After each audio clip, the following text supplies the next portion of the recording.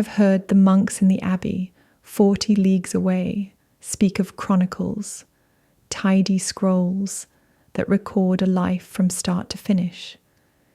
If parchment survived what befell my hamlet, perhaps some future scribe would copy these words, wondering whether I described fever dreams. I swear upon my own trembling soul that I record only what my eyes beheld and what my blood remembers. My name is Katerina, daughter of the Reeve of St. Breda's Hollow, and I was 16 winters old when stars came down like sparks from God's forge and twisted our faith into terror. The summer of our Lord, 1287, had been cruelly hot. We prayed daily for rain, yet on Lammas Eve the sky blazed instead with a greenish pillar, a torch that bored a hole through the clouds and set the night crows shrieking. Father Aymon, clutching his processional cross, cried that it was a sign of hell opening. I noticed something he did not. The pillar ended not in heaven, but in our barley field, where the stalks writhed as if pressed flat by an invisible millstone. We were 50 souls, hardy but ignorant. When a shape stepped out of that glowing mist, the bravest men dropped to their knees. The creature was taller than any knight, encased in plates that shone blacker than a beetle's shell. Its face was a window of liquid glass. Behind it writhed a mass of pale cords. No flesh, I knew. It lifted a rod that crackled with blue fire. Old Marta thrust her rosary at it. The beads fused, dribbled, and smoked upon the ground. She did not even have time to scream before she vanished in a sound like an iron cauldron splitting. Father Aymon shouted Latin verses until the rod spat again and left only a cone of ash inside his cassock. My neighbours fled into their huts, but walls of wattle and daub could not save them. By dawn 10 people were missing, their beds unspoiled, their doors still bolted from within. For 3 nights we huddled in the church, bees in a cracked hive, believing consecrated stone would shield us. Yet the demons, for we lacked any better word, walked through the nave as a man steps through fog. Crosses blackened, holy water hissed in their presence. One by one, villagers were touched by that fire and whisked away. I clutched my little brother Thomas beneath the altar and felt the air twist when the rod found him. The weight in my arms dissolved. I gathered only a smear of warm salt where his tears had been. After that, I ceased praying. On the 6th night, only 3 humans breathed within St. Breda's Hollow. Myself, crippled Jacob the Cooper, and widow Celine, who had lost both sons. We dared not stay together, believing the creatures hunted groups. I hid in the granary loft, the sweet stink of grain crusting my throat. Through the slats I watched the village square, lit every midnight by that ghostly beam from the sky. Widow Celine tried flight. I heard her sandals slap the cobbles, then the abrupt silence. Jacob simply surrendered. When the rod's glow found his shack, I saw his silhouette rise, arms out, as though greeting sunrise. Now I was alone. My father taught me snares for stoats and pits for boars. He said the mind is a sharper blade than any scythe. I repeated that until the words carved away my terror. If iron and prayer failed, perhaps wood, rope, and pitch would not. I dragged flour sacks to the field, spreading the powder in arcs to track footprints. The creatures left no mark.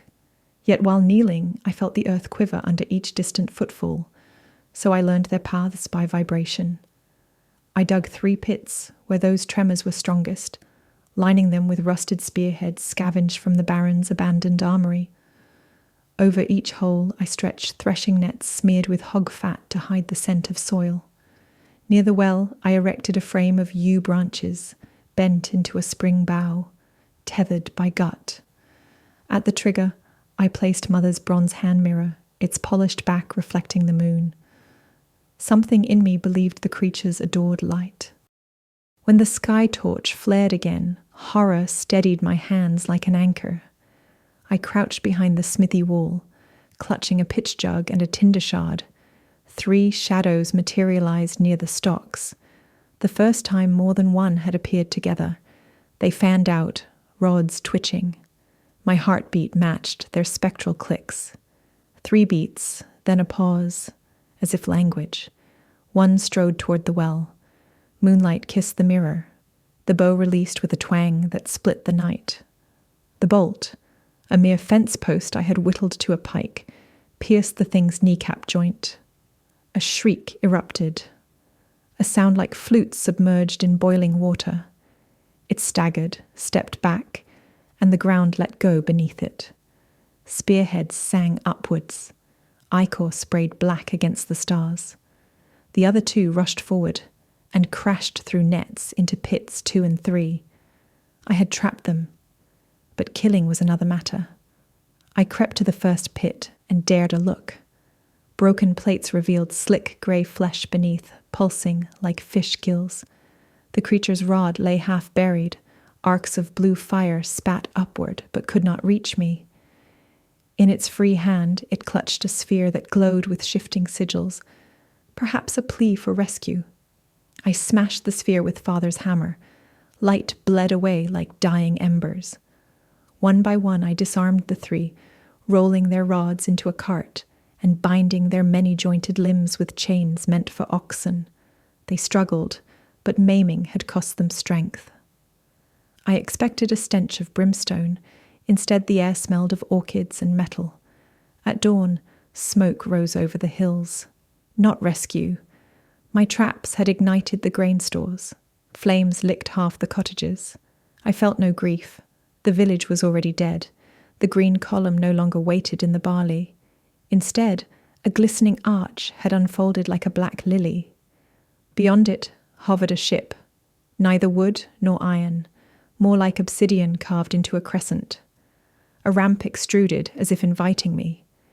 I prodded my captives up the slope. Their wounds left slick trails. Inside, corridors pulsed with veins of amber light. Cold fog hugged the floor. I found my people stacked in niches, some alive, eyes wide with terror, others dissected, limbs arranged like butchered hogs. My mother's plait lay upon a silver tray, though her head was nowhere to be found. Rage eclipsed revulsion. We reached a chamber that resembled the abbey's rose window twisted into machinery.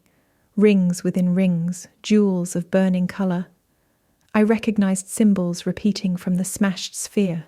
Logic whispered, "Controls." I lashed the 3 creatures to metal ribs jutting from the walls, then climbed into a throne of bone-white stone, dripping with light. My fingertips brushed crystals. The ship responded, humming like 100 beehives.